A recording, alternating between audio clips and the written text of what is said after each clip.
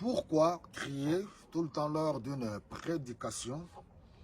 Je pense que communiquer, c'est tout un art qui doit être appris. Une différence à faire entre le changement de tonalité.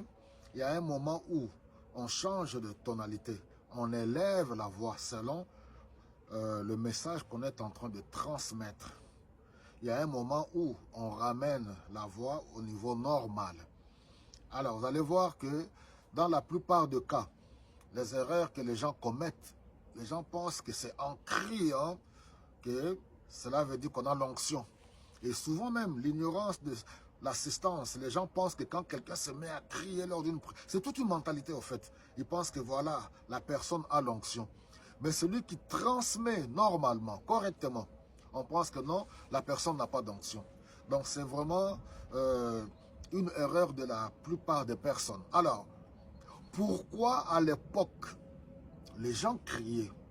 Alors, nous allons prendre ce petit mot, vous pouvez le trouver, héros, H-E-R-A-U-T, héros. À l'époque, un héros, qui était-il?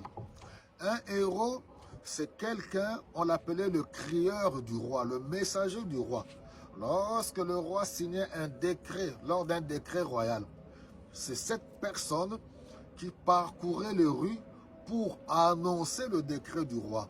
Par exemple, annoncer une guerre. La personne devait se mettre à crier publiquement pour annoncer un événement à venir, un tournoi quelconque. C'est dans ce contexte culturel. Il n'avait pas de micro. Il n'y avait pas tous ces appareils que nous avons aujourd'hui. Alors le héros se mettait à crier, à hurler. Vous allez voir à l'époque de Jésus, quand Jean-Baptiste arrive, l'homme qui crie dans le désert annonçant la venue du Messie. Il n'avait pas de micro, il n'y avait pas de baffle. Jésus-Christ lui-même commence son ministère. Il se met à parler en dehors de l'autorité. Il criait aussi. Pourquoi? Pour que la foule entende. Pour que les gens qui sont aussi loin, qu'ils puissent entendre. Il pouvait se mettre même dans une barque. Il prenait la barque d'un de ses disciples et il commençait à parler. Aujourd'hui, dans une société moderne, dans une salle de 100 personnes, 200 ou même 1000 personnes, avec la technologie, nous avons des baffles, nous avons des micros. Pourquoi se mettre à crier du début jusqu'à la fin, pensant que c'est cela l'onction? Non, c'est une erreur. Ça ne veut pas dire que celui qui crie ou l'onction ne dépend pas de celui qui crie ou qui ne crie pas. C'est tout simplement une question de changement de mentalité. Et vous allez voir même une petite salle de 50 personnes. Pourquoi mettre le volume à fond? Transmettre le message de Dieu. La parole de Dieu est comme la nourriture.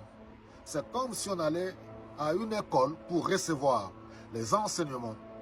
Parce que le but, ce n'est pas de susciter les émotions pour que les gens crient Alléluia, pour dire voilà, c'est un puissant prédicateur. Quand les gens sortent, ils oublient tout. Ils doivent prendre la parole de Dieu, assimiler, transformer leur vie et mettre cette parole en pratique pour arriver à l'image de Jésus-Christ.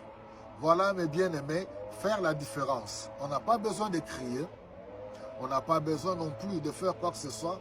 C'est de rester, d'être conduit par le Saint-Esprit. Soyez bénis.